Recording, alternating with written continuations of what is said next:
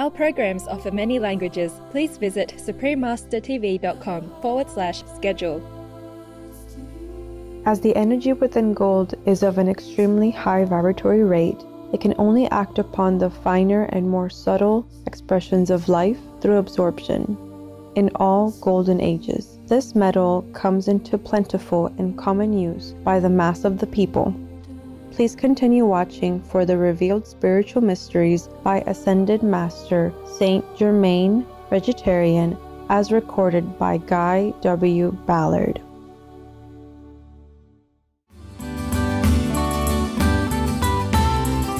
The kind people of Hungary would welcome you with a sincere "Hogy van?" This is "How are you?" in Hungarian. Admirable viewers, I'm László.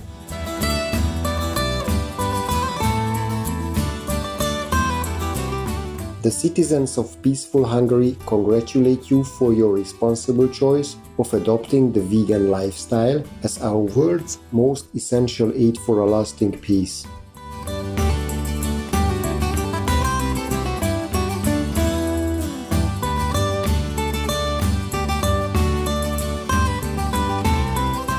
Welcome to another golden age upon Earth. America, we love you. A message from the Unveiled Mysteries by the Ascended Master St Germain, Vegetarian, Part 2 of 2 on Words of Wisdom. Guy Warren Ballard was a United States mining engineer and co-founder, together with his wife Edna Ann Wheeler Ballard, of the I Am spiritual movement, inspired by his life-changing meeting with the Ascended Master St Germain.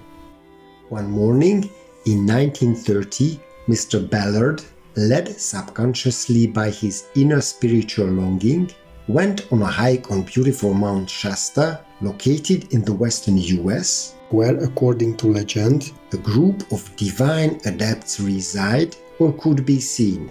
His sincerity and deep longing for the truth led to a profound experience that day. He was blessed by the appearance of the beloved Master St Germain. Following this enlightening encounter, Mr. Ballard devoted his life to spreading the Master's wisdom according to his capacity.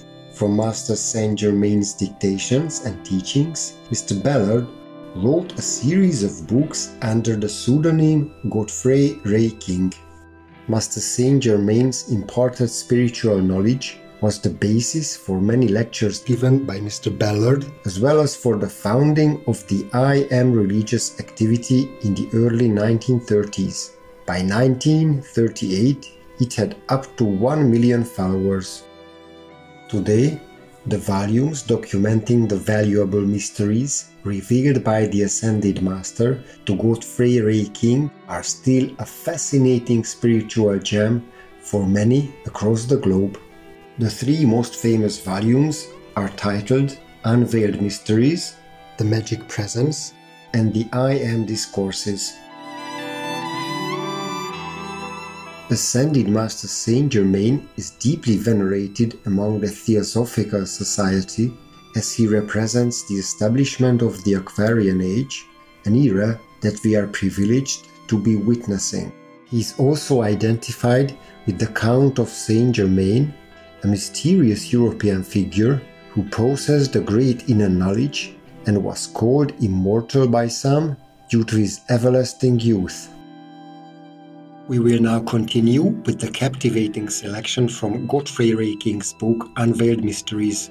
Following is an interesting interpretation of the real purpose of gold on Earth, as well as a memorable depiction of a scene from a great past civilization as witnessed by Godfrey Ray King on one of his many journeys with St Germain. Excerpt from Chapter 2, The Sahara Desert. Gold is one of the most important ways by which the energy from our Sun is supplied to the interior of the Earth and the balance of activities maintained. As a conveyor of this energy, it acts as a transformer to pass the Sun's force into the physical substance of our world as well as to the life evolving upon it. The energy within gold is really the radiant, electronic force from the sun acting in a lower octave. Gold is sometimes called a precipitated sun ray.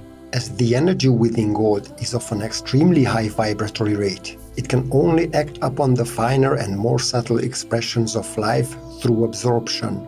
In all golden ages, this metal comes into plentiful and common use by the mass of the people, and whenever such a condition occurs, the spiritual development of that people reaches a very high state. In these ages, the gold is never hoarded, but instead is widely distributed into the use of the mass, who, absorbing its purifying energy, are themselves raised into greater perfection. Such is the right use of gold, and when this law is consciously understood and obeyed, the individual may draw any quantity he desires to himself by the use of that law. Because of the gold deposits in all mountain ranges, one finds health and vigor in life upon the mountains that he cannot find at any other place on the earth's surface. No one ever heard of detrimental effects coming to those who constantly handle pure gold. While in its pure state, it is soft and wears away easily. Still, that very quality is the fulfilling of this purpose of which I have just spoken. The more advanced of these people produced much gold by precipitation direct from the universal. The domes of many buildings were covered with sheets of pure gold, and the interiors decorated with brilliant jewels in curious yet marvelous designs. These jewels were also precipitated direct from the one eternal substance. As in all ages past, there was a portion of the people who became more interested in the temporary pleasures of the senses than in the larger creative plan of the great God Self. This caused them to lose consciousness of the God power throughout the land until it remained active in little more than the city itself. The capital was called the City of the Sun. Those governing realized they must withdraw and let the people learn through hard experience that all their happiness and good came from the adoration to the God within, and they must come back into the light if they were to be happy. The King Emperor, through the inner wisdom, seeing that the people were becoming still more deeply enmeshed in the sense gratification, realized that it was no longer the divine plan to further sustain the kingdom. He was instructed by those of greater spiritual authority than himself to give a banquet announcing his decision to withdraw, and thus bid his subjects farewell. He called the councillors together and gave directions for the banquet, ordering it held in the most magnificent place of the empire, known as the Jeweled Room in the King's Palace. This was lighted by self-luminous globes that emitted a brilliant white radiance. They were suspended from the ceiling by chains of crystal. While the light within was intense and brilliant, yet it had an extremely soothing effect upon the body, giving those in its radiance a sense of great ease and calm. The light from the central globe set the jewels ablaze in the sunburst design that formed the great medallion in the middle of the ceiling. The large banquet hall was elaborately decorated and set with 24 white onyx tables, each seating 24 guests. This was the first occasion upon which all the king's councillors and their staffs were to be his guests at the same time. The announcement of the banquet caused much comment among the people, who discussed it thoroughly, each with his neighbor, but to all it was a mystery, for none was able to discern its purpose. The evening of the event came at last. No one suspected the sorrow within the heart of the noble ruler, nor did they dream of the change so soon to come upon them. The hour arrived, the guests assembled, and everyone breathed mystery. The great bronze doors to the banquet hall swung majestically open, and a burst of transcendent music, as if played by a gigantic symphony in the invisible, came forth, surprising even those who knew the tremendous power of their adored monarch. He was looked upon almost like a god by the people. So great was their love and admiration for the wisdom and help he constantly poured out to them. As the triumphal music ceased, the king entered, accompanied by his children. The girl was a vision of loveliness. She wore a gown of soft golden fabric, unlike any material of our modern world. The overdrape appeared as if covered with diamonds, for with every movement of her body, points of light flashed forth. The golden hair, falling over her shoulders, was caught with 2 emerald clasps. On her forehead was a single band of white metal set with diamonds. In the center was what appeared to be a large diamond, but was really a powerful condensation of light, focused and maintained there by her father. The king was the only one in the whole empire who was entrusted with the use of such transcendent power. The royal family had never used these jewels of light in their contact with the outer world until that night. Such use of this power was only permitted in their private worship of the great God Self, of whose supreme presence they were keenly and constantly aware. The ruler and his 2 sons wore form-fitting garments of the same soft golden fabric as the daughter. These were as pliable as leather, but made of metallic gold with breastplates like a great sun of jewels. They wore sandals of the same material, also set with precious stones, and the wonderful jewel of light rested upon the forehead of each. The king gave a signal, and the assembled guests were seated. In a voice majestic and powerful, he poured out an invocation from the depths of his heart to that infinite Supreme One.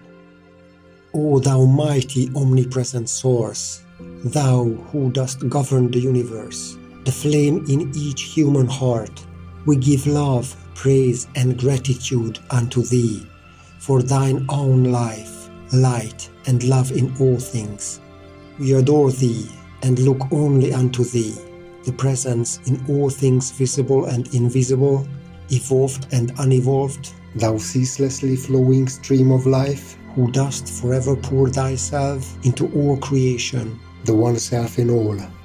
My heart calls unto thee as never before, to arouse these, my people, to their danger, for of late indifference to thee is creeping over them like a poisonous breath, producing a soul sleep and drawing a veil before them that shuts out thy shining presence. If they must have the experience that consumes and burns away the dross and clouds of the outer self, then do thou sustain and at last bring them forth in thy eternal perfection. I call unto thee, thou creator of the universe, thou supreme omnipotent God. For more information on the Ascended Master St Germain, the I Am teachings, and Godfrey Ray King's books, please visit stgermainfoundation.org. Fortunate viewers, it was an honor to have your company for today's Words of Wisdom. Coming up next is Whatever Belongs to Caesar Must Be Returned to Caesar, Part 3 of 5, right after Noteworthy News. Please stay tuned to Supreme Master Television for more uplifting programming. May your souls be bathed in a never-ceasing light, golden as the sun, in the Almighty's splendor. Our programs offer many languages. Please visit suprememastertv.com/schedule and suprememastertv.com/WOW. Nos programmes offrent plusieurs langues. Veuillez visiter suprememastertv.com/schedule et suprememastertv.com/WOW. Nuestros programas ofrecen varios idiomas. Visiten suprememastertv.com/schedule y suprememastertv.com/WOW。我们的节目提供多种语言，请看 suprememastertv.com/schedule 和 suprememastertv.com/WOW。